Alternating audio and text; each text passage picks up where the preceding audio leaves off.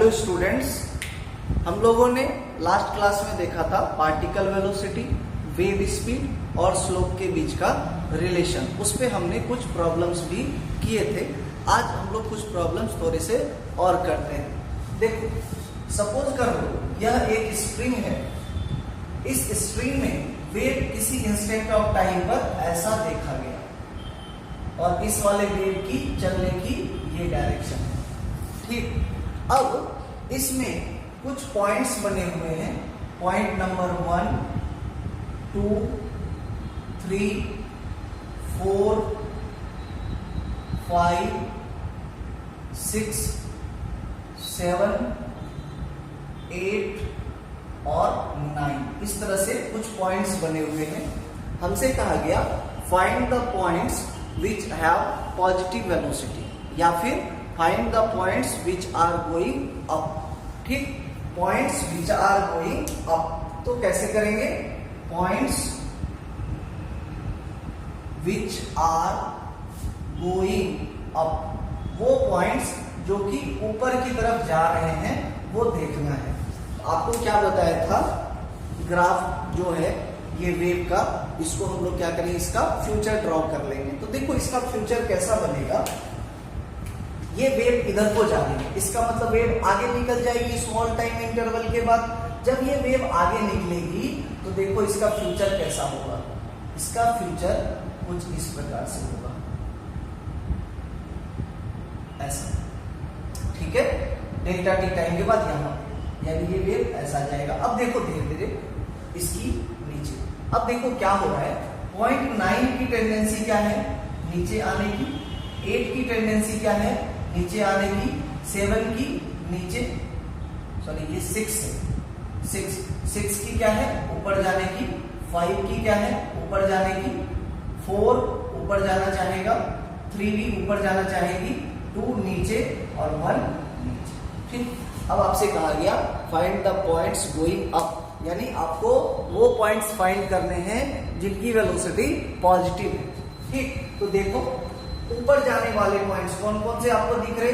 3, लेकिन point number 3 नहीं होगा क्योंकि इसकी स्लोप 0 और वेलोसिटी भी 0। तो ऊपर जाने वाले पॉइंट्स क्या क्या आ गए? 4, 5 और 6 आ गए। ठीक है, अब अगर कहेगा points which will go up, way points निकालो जो कि ऊपर जाने वाले हैं। इसमें 3 भी इंक्लूड हो जाएगा। 3, 4, 5 एंड 6। लेकिन अगर ये कहा जाए विच आर गोइंग डाउन, वे पॉइंट्स जो नीचे जा रहे हैं, विच आर गोइंग डाउन, वे पॉइंट्स बताओ जो कि नीचे की तरफ जा रहे हैं। तो नीचे की तरफ जाने वाले पॉइंट्स क्या क्या हैं? आप देखो 1, 2, 7, 8 और 9। लेकिन 7 तो इसमें नहीं होगा क्योंकि 7 की तो वेलोसिटी क्या है? 0 है। एंड लेकिन अगर ये कह दिया कि विच विल गो डाउन, कौन से नीचे जाएगा, तो जाने वाला कौन कौन सा है, तो उसमें पॉइंट नंबर 7 भी इंक्लूड हो जाएगा। 1, 2, 7, 8 और 9 हो जाएगा। अब हम लोग स्टार्ट करेंगे relation between particle acceleration and curvature of a wave. देखो हम लोग जानते हैं y is equal to a sin omega T minus के एक्स। ये क्या है? डिस्प्लेसमेंट इक्वेशन है। तो velocity of the particle vp कितनी हो जाएगी? a omega cos omega T minus कितनी? K x. और पार्टिकल का एक्सेलरेशन तब कितना हो जाएगा? इसको फिर से डिफरेंशिएट कर देंगे तो ये वाली वैल्यू क्या हो जाएगी? Minus A omega square sine omega T minus कितना? K x. इसको मान लो आप इक्वेशन नंबर ए, इसको मान लो इक्वेशन नंबर 1। ठीक, अब इसकी स्लोप निकालो। तो स्लोप क्या होगी? dy by dx। तो dy बाय dx कितना? माइनस ए k cos omega T minus कितना? K X. अब इसका स्लोप का फिर से डिफरेंशिएशन कर दो तो कितनी हो जाएगी value? D square Y upon D x square is equal to minus A K cos omega T minus के एक्स का कितना हो जाएगा डिफरेंशिएशन, तो माइनस का साइन यानी minus sign omega T minus कितना के एक्स, और इस माइनस के एक्स का कितना हो जाएगा, तो माइनस के, यहां क्या लिखेंगे माइनस के। अब देखो ये माइनस और ये माइनस क्या हो गया प्लस, तो D square Y by D x square कितनी हो जाएगी, माइनस ए K square sine omega T minus के एक्स। अब ये आ गई क्या आपके पास D square Y upon D x square, इसी को हम लोग कर्वेचर बोलते किसी भी वेव का। ये देखो ये हो गया इक्वेशन नंबर 2 आपका, और ये क्या था इक्वेशन नंबर 1। अब क्या करते हैं, इक्वेशन नंबर 1 को इक्वेशन नंबर 2 से डिवाइड करते हैं।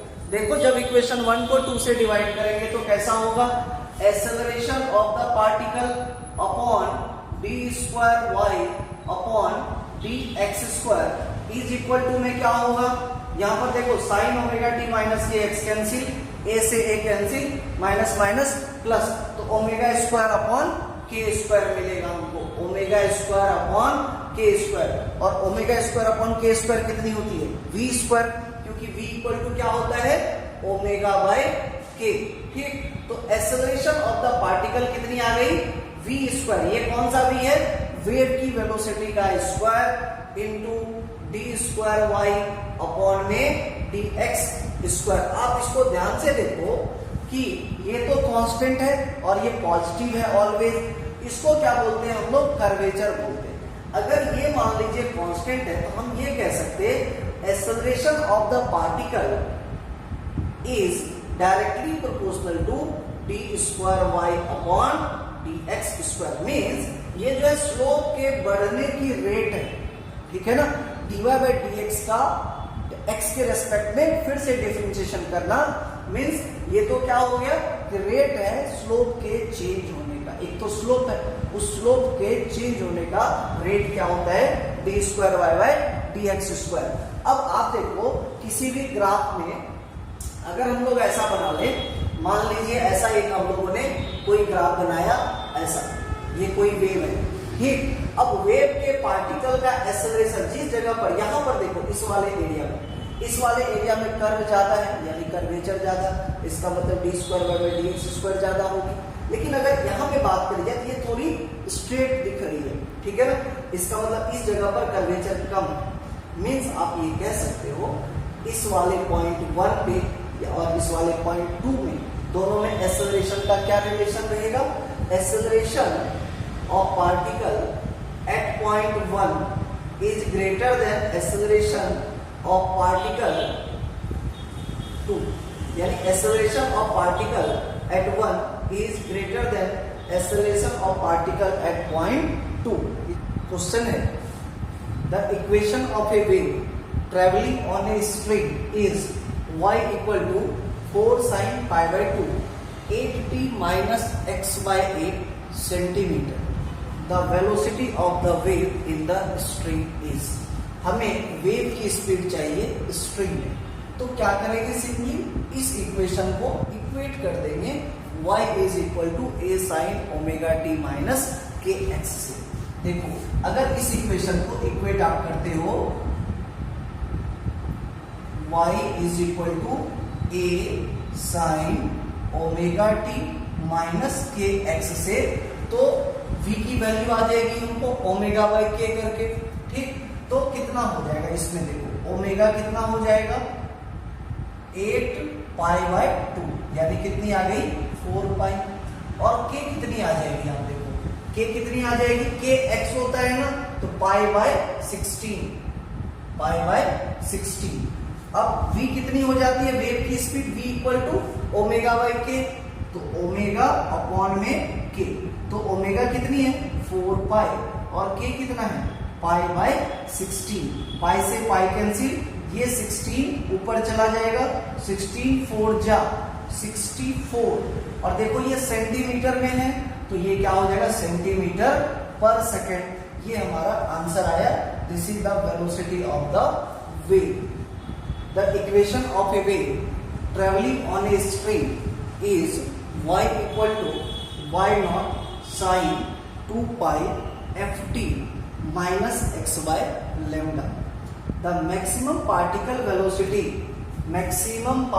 Velocity is equal to 4 times wave velocity if lambda is equal to this. ये आपके पास ऑप्शन है। आप देखो सबसे पहले मैक्सिमम पार्टिकल वेलोसिटी निकाल दो। पार्टिकल वेलोसिटी क्या होती है? ए ओमेगा मैक्सिमम। तो वीपी मैक्स क्या हो जाएगी? VP max. आप देखो वीपी मैक्स ए ओमेगा के बराबर होता है, यानी वाई नॉट इंटू ओमेगा। तो ओमेगा क्या होगा यहाँ पर? 2 पाई एफ के बराबर। This is equal to 4 times wave velocity. तो आप वेव वेलोसिटी निकाल लो। वेलोसिटी ऑफ द वेव क्या होता है? ओमेगा बाय के। या फिर यहां पर देखो तो के कितनी हो जाएगी इस वाले में? देखो यहाँ फॉर्मूला क्या होता है हमारा? ओमेगा बाय के होता है। तो ओमेगा कितना है? ओमेगा हो गया 2 पाई एफ अपॉन में के यानी ये जी 2 pi by lambda. 2 pi upon में लेमडा। देखो आप 2 पाई से 2 पाई कैंसिल, ये ऊपर जाकर के क्या बन गया? F lambda. अब क्वेश्चन के अकॉर्डिंग चलो, पार्टिकल वेलोसिटी 4 टाइम्स है वेव वेलोसिटी, यानी particle velocity according to question अपन क्या बोल सकते? According to question particle velocity is equal to 4 times wave speed. तो पार्टिकल वेलोसिटी कितनी है? Y naught 2 pi F. This is equal to 4 times wave velocity. Wave velocity कितनी है? F lambda. आप देखो एफ से एफ हो गया कैंसिल, तो लेमडा की वैल्यू कितनी आ जाएगी? वाई नॉट 2 पाई अपॉन में 4, 2 2 जा 4। तो लेमडा की वैल्यू कितनी आ गई? Y naught pi by 2। ये आपका आंसर होगा, वाई नॉट पाई बाय 2। ये सेकंड ऑप्शन आपका करेक्ट है। ठीक है। सपोज कर लो ऐसा कोई वेव चल रहा होगा, ठीक, हम लोगों ने स्ट्रिंग का इतना सा पार्ट कंसीडर कर लिया। अगर हम लोगों ने स्ट्रिंग की इतनी सी पार्ट को कंसीडर करी है तो ये एक कर्वेचर बनेगा कुछ इस तरह का, आप देखो, ठीक। अब क्या होगा, यहां पर देखो स्ट्रिंग में टेंशन होगा इस जगह पर। इस टेंशन की वजह से स्ट्रिंग में टेंशन का फोर्स इधर लगेगा, इधर भी ऐसा लगेगा। अब सपोज कर लो ये जो एंगल है इसके सेंटर पे बनने वाला ये एंगल कितना है? थीटा। अगर ये एंगल थीटा है तो ये इसका बाइसेक्टर है, तो ये वाला एंगल कितना हो जाएगा? Theta by 2। और ये वाला एंगल भी कितना हो जाएगा? Theta by 2। अगर इसमें टेंशन T है, इस साइड लग रहा, तो आप देखो इस टेंशन का 2 कंपोनेंट होगा। एक तो वर्टिकल में ऐसा जाएगा और हॉरिजॉन्टल में ऐसा जाएगा। ये एंगल थीटा बाय 2, तो ये एंगल कितना? Theta by 2। तो ये वाला एंगल कितना? 90 माइनस थीटा बाय 2। तो ये वाला एंगल कितना हो जाएगा? Theta by 2। सिमिलरली इस तरफ भी देखो, ये अगर टेंशन है, इस टेंशन का 2 कंपोनेंट, ये वाला वर्टिकल और ये वाला कौन सा? हॉरिजॉन्टल हो जाएगा। Theta by 2, theta by 2, 90 minus theta by 2 and this is again theta by 2। अब इस टेंशन का ये वाला कंपोनेंट कितना होगा? T cos theta by 2। और ये कितना होगा? T sin theta by 2। Similarly इधर भी कितना होगा? T sin theta by 2। और ये वाली क्या हो जाएगी value? T cos theta by 2। अब देखो ये तो एक सर्कल का पार्ट है, सर्कल का पोर्शन है।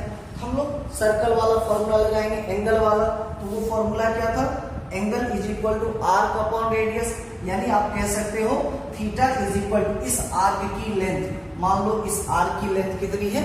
डेल्टा एल है और इसकी रेडियस कितनी? आर है। ठीक, यहां से हम लोगों ने क्या किया? थीटा निकाल लिया। अब एक चीज देखो, इतने से पोर्शन का मास कितना होगा? मास भी तो बहुत कम होगा, डेल्टा एम। तो डेल्टा एम की वैल्यू कितनी होगी? Delta m is equal to mass per unit length into length of this portion. यानी अपन क्या बोलेंगे? Mass of total string upon length of total string into this small length, that is delta L.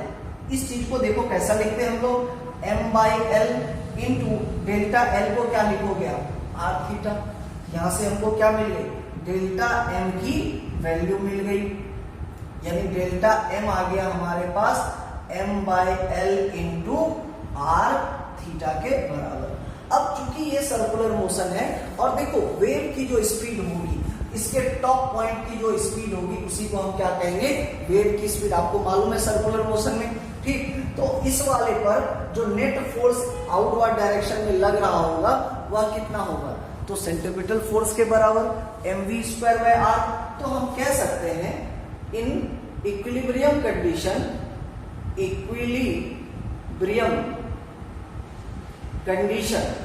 में क्या होगी, delta m v² upon r is equal to कितना, नीचे वाला लगने वाला टोटल फोर्स कितना, t sine theta by 2 plus t sine theta by 2 that is 2t sine theta by 2। अब डेल्टा m की वैल्यू रख दो, डेल्टा m कितना है, m by l into v² upon r is equal to 2t। अब ये amplitude बहुत छोटा होता है, ठीक, जिस वजह से ये एंगल्स भी क्या हो जाएंगे, बहुत छोटे छोटे। और एंगल जब बहुत छोटे होंगे, साइन थीटा बाय 2 को सिंपली क्या लिख सकते हैं हम लोग, थीटा बाय 2। देखो इस 2 से ये 2 आपका कैंसिल हो जाएगा, m की जगह कितनी होगी, m by l into r theta, m by l into r theta.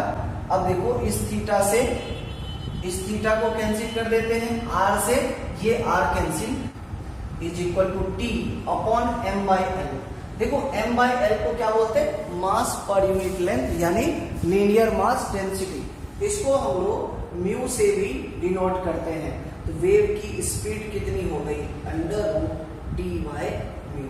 अब देखो म्यू क्या है, मास पर यूनिट लेंथ, और ये टेंशन का फोर्स है, यानी कि ये कौन सी प्रॉपर्टी हो गई, इलास्टिक प्रॉपर्टी हो गई।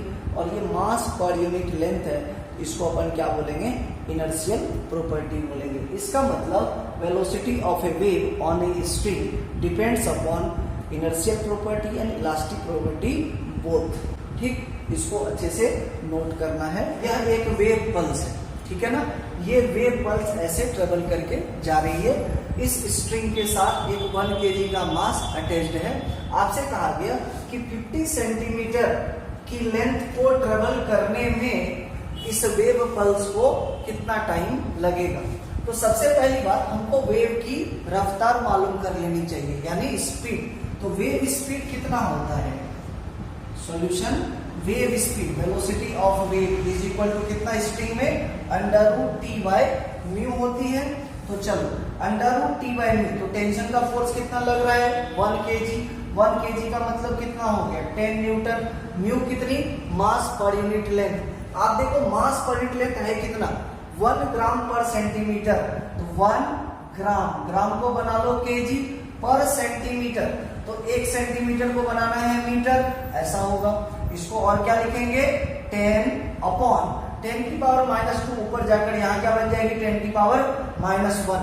ये ऊपर जाकर क्या बन जाएगी, 100, और 100 का स्क्वायर रूट कितना हो जाएगा, 10।